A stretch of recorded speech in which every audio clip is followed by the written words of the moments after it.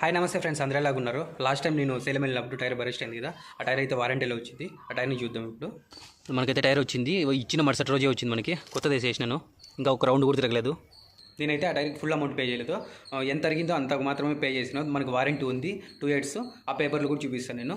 మన టైర్ వారంటీలో వచ్చిందని చెప్పాను కదా, సో దానికి ప్రూఫ్స్ ఇప్పుడు నేను చూపిస్తాను. కొన్నప్పుడు బిల్లు కరెక్ట్గా పెట్టుకున్నాను కాబట్టి ఇప్పుడు మనం వారంటీలో ఇచ్చినారు.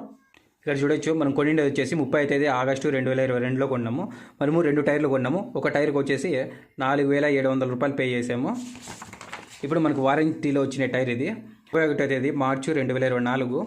సో మనం ఇప్పుడు ఎంత అరిగిందో దానికి మాత్రం పే చేసాము. ఇక్కడ చూడొచ్చు 2760 రూపాయలు మాత్రం పే చేసాము. ఇక్కడ ఇంకో విషయం ఏంటంటే, ఇప్పుడు మళ్ళీ మనకు రీప్లేస్మెంట్లో టైర్ వచ్చింది కదా, ఆ టైర్ కూడా మళ్ళీ మనకు 2 years ఉంటుంది. ఈ బిల్లు కూడా చాలా జాగ్రత్త పెట్టుకోవాలి, ఇప్పుడు ఇచ్చిన బిల్లు. అందుకే చెప్పేది, ఎప్పుడన్నా కానీ ఏదైనా వస్తువు కొన్నప్పుడు దానికి బిల్లులో మాత్రం కరెక్ట్ పెట్టుకోండి అని చెప్పేసి వారంటీలో ఉంటే. నేను ఇచ్చిన ఇన్ఫర్మేషన్ మీకు నచ్చినట్లయితే లైక్ చేయండి, షేర్ చేయండి, తప్పకుండా సబ్స్క్రైబ్ చేసుకోండి.